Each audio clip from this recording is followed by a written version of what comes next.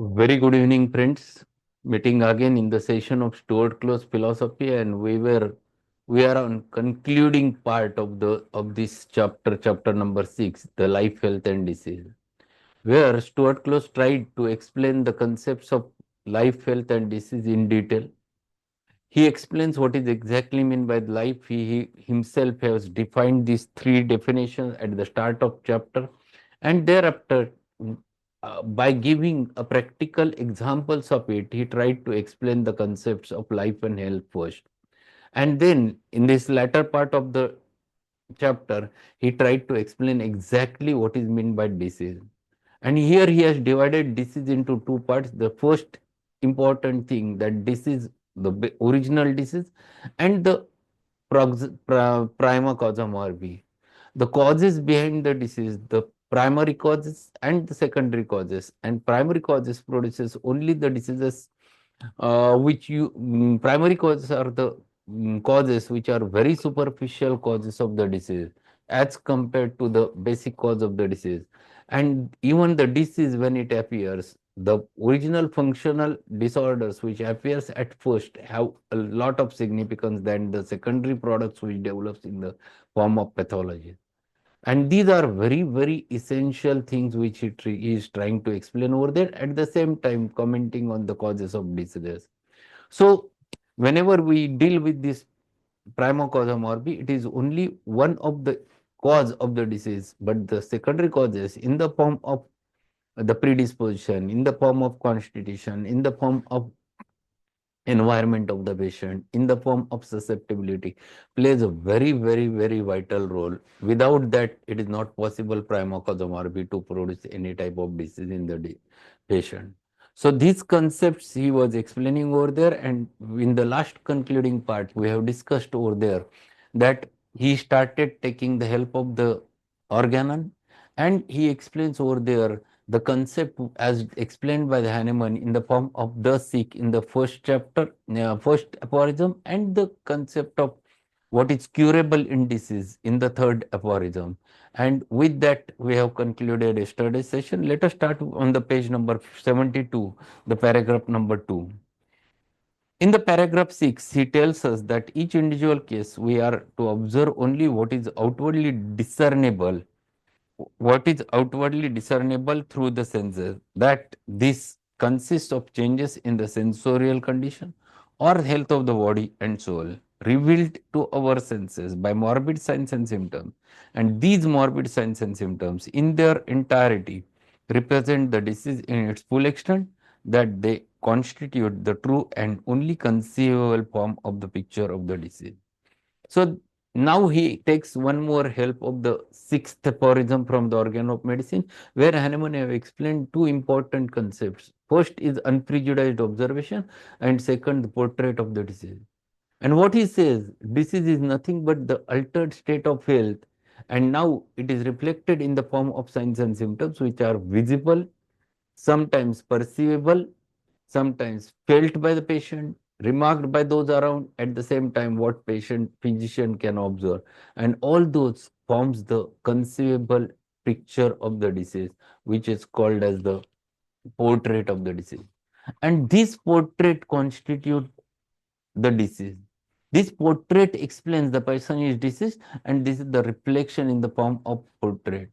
So this contains all the features of the patient, the changes from already state of health to the state of disease, and that reflects the disease.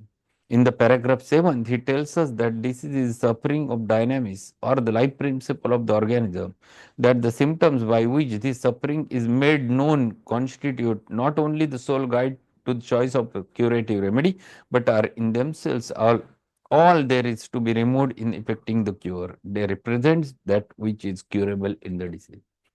So in seventh, he explains two important things. In earlier part of seventh aphorism was explained related with the maintaining causes. And what Hahnemann says, and after removing the maintaining causes, if the still disease persists, it is the definitely a reflected picture. It is an outwardly reflected picture of the internal essence of the disease, that is of the affection of vital force. Internal essence of the disease means internal affection of the vital force. which is invisible, but reflection is in the form of signs and symptoms. It is outward, and through that we get the totality. So here he defines the totality, and what he says at the same time, this is the sole guide in the selection of the remedy. This is what Hahnemann said over there. This is what we have to know.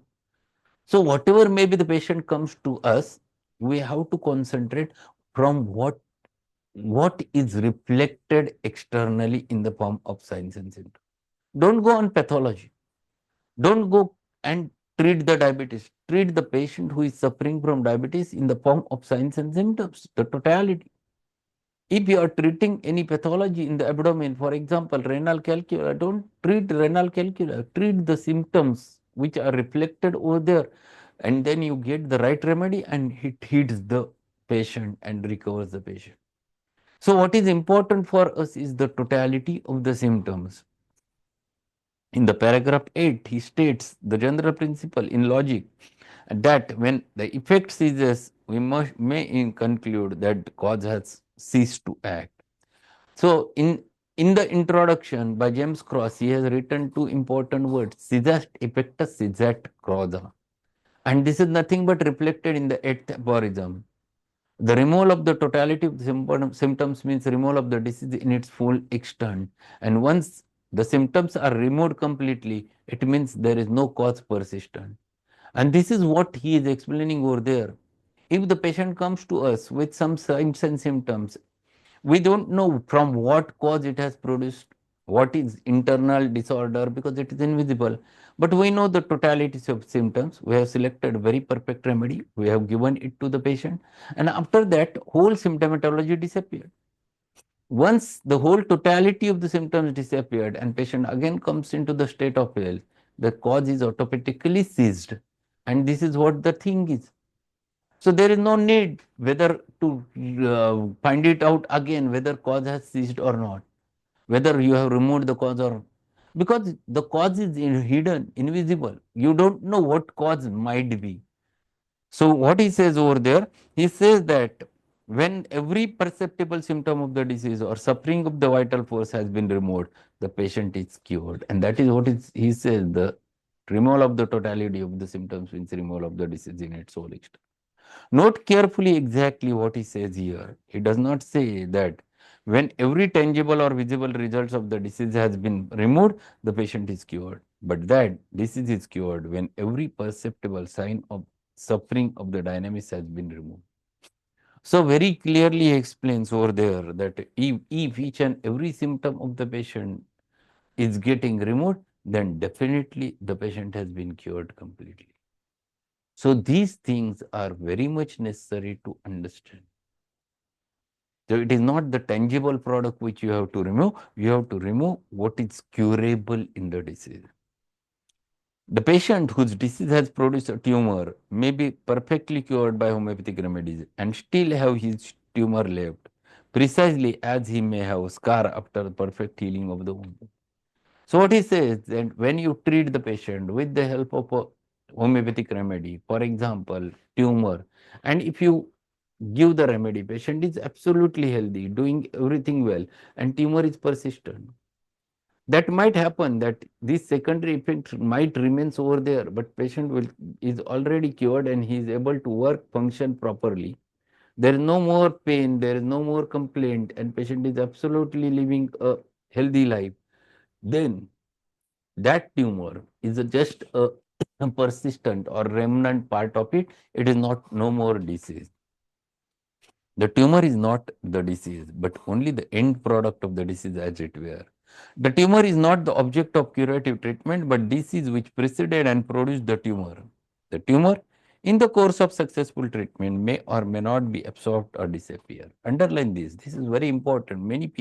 Many students have in their mind that if the tumor persists, how can it be the cure has happened? The cause behind the tumor is removed. Now, tumor is only end product which is remaining over there. Tumor is not the disease. Disease is prior to the tumor because of which tumor has happened. It depends upon the state of the patient's metabolism. So it depends whether the patient's tumor might disappear, absorbed, or whether it will going to remain.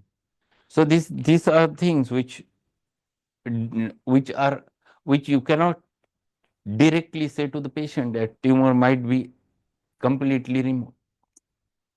If the patient's vitality has not been much exhausted by long illness or faulty living or treatment, and if his power of metabolism is equal to the task, the tumor or the effusion or the infarctus or whatever it may be will be absorbed, as frequently happens in cases treated by skillful prescribers. I have felt, I have myself seen this happens many times. But if the contrary is the case, the tumor or other morbid product constitutes merely mechanical condition, which may turn over to the surgeon for exhibition of his manual dexterity and technical skill after the patient has been cured of his disease. So what he says, many times these tumors might vanish after the proper right remedy. But sometimes it happens, it remains after the treatment. Patient's complaints has vanished. Patient is absolutely living healthy life, but still the swelling is persistent, the tumor is persistent. Then, after curing the internal disorder, you must ask the patient to remove it surgically if he feels or if he feels that it is necessary to remove it. Then the role of surgeon comes. That is not the role of allopath. It is the role of a surgeon to remove that with the help of scalpel. But that is after the internal disease. Once you have treated the internal disease, then he turns towards one more important thing: the mere removal of the tangible products. Uh, just mean there is another class of the cases where medicine and surgery must go hand in hand because of the lack of time, where from seeing the case too late, mechanical conditions have come to constitute menace to the life.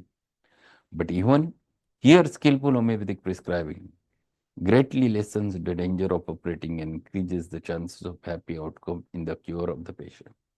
So he says medicine and surgery may go hand in hand if there is a certain type of disorder. So, for example, patient who is suffering from the tumor in the throat, it is the tumor of a thyroid pressing the respiratory tract, pressing the GI tract, then it is necessary to remove that tumor mechanically unless patient will be free from the symptom. Because the secondary effects, if it is causing the trouble to the vital functions of the body, then question of surgery comes. But here also, it is necessary to treat the cause behind it with the help of dynamic simulation. Then and then it is possible to cure that patient, otherwise it is not. So, even though you have treated that patient and if tumor persists, the role of surgery comes. And sometimes if it is affecting very vital organ, pressing very vital organ, and it is necessary to remove, you must treat it surgically with the help of homeopathic medicines at the same time. The mere removal of the tangible products of the disease by mechanical means, as in the case of tumors, or of the external visible signs of the disease by topical applications, as in cases of eruptions and discharges, not only does not cure the disease, but does the patient a positive injury and renders the case inveterate or more difficult to cure. So instead of treating the patient internally with the help of proper homeopathic remedy, if you treat that patient just by removing the product or just by using local treatment, then definitely there will be more aggravation later. It will affect the human health more dangerously because that is only a palliation and palliation is followed by aggravation. This is the rule. Then you cannot expect a cure. The curable case becomes incurable at that time. So this is very important. Not infrequently, it leads to the death of the patient from metastasis and the complications which results from such treatment. Disease is only cured by the internally administered similar medicine with due regard to the proper auxiliary. Number one is auxiliary, number two is psychical, number three is hygienic, and number four is mechanical treatment. See what Close says, what Hahnemann says, what Roberts says. It is not just giving a remedy to the patient is homeopathy. And many homeopaths generally do same thing that they prescribe remedy. It is not possible to cure the cases in this manner. There are all those 4 points which are very, very essential in order to treat the patient or handle the patient.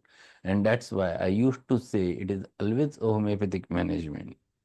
So what he says, along with auxiliary treatment, along with psychical treatment, along with hygienic treatment, and along with mechanical treatment. What is auxiliary? Auxiliary is always a supportive. It depends upon the patient. Sometimes patient might require calipers in the form of some mechanical support, sometimes cervical collar, sometimes lumbar belt.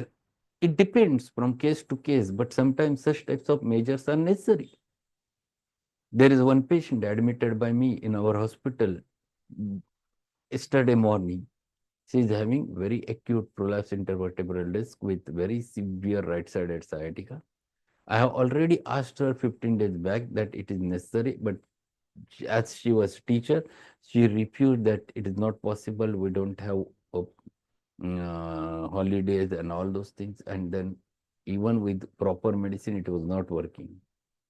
Then they again came to me, asked them it is necessary to get admitted to take lumbar traction along with homeopathic medicines. I'm damn sure that you will going to get settled. Her SLR, straight leg raising test, was very strongly positive, as well as the FRST, femoral root stretch test, was strongly positive. So I asked then ultimately that you have to get admitted and you have to start with this. Yesterday morning, I have admitted. I started her lumbar traction along with same medicines. I have not changed the medicine. And today morning, her SLR is completely relieved. No more SLR positive. FRST is completely relieved. So see, this is too important. This is what we have to understand. This is too much necessary to know that importance of auxiliary measures, importance of psychical measures, importance of supportive treatment in the form of mechanical or in the form of hygiene. All plays a role depending upon the case. Many times you have to give time to the patient, you have to talk with them, you have to discuss with them, you have to understand their problems, you have to explain with them all those things. And then it is possible to cure the patient. So it is not just merely giving a remedy to the patient, you are going to get cure, but here you have to manage that case with those 4 important points: auxiliary, the psychical, the third one that is the hygienic, and number 4, the mechanical. And you have to give time to the patient for dealing with the case. And then he says, disease then is primarily a morbid disturbance or disorderly action of vital force represented by totality of symptoms of the patient. It is purely dynamic disturbance of vital powers and functions which may or may not ultimate in gross tissue changes. The tissue changes are so no essential part of the disease, but only the products of the disease, which as such are not the object of treatment by the medication. So what he says here is very important, that you have to understand the concept of disease. Disease is definitely a dynamical disturbance of the vital force reflected in the form of totality of symptoms. It is not the pathology which is the disease. If it develops, it is the last part, end product of the disease. But the disease is always internal, hidden disturbance of the dynamic vital force. If you understand this concept, then you will definitely treat that what is needed. And then he says,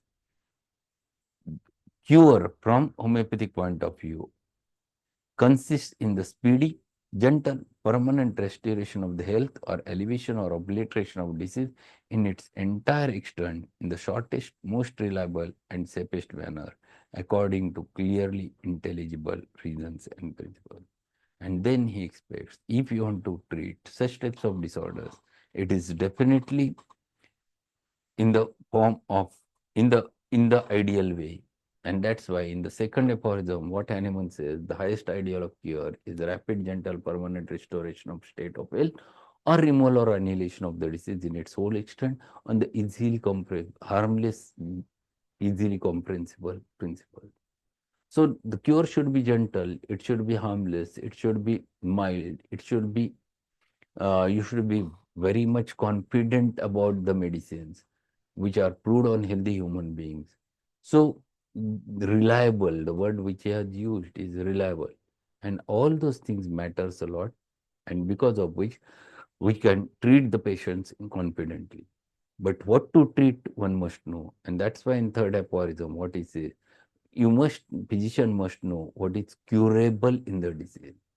So curable is not the end product, curable is the dynamic derangement of the vital force reflected in the form of signs and symptoms.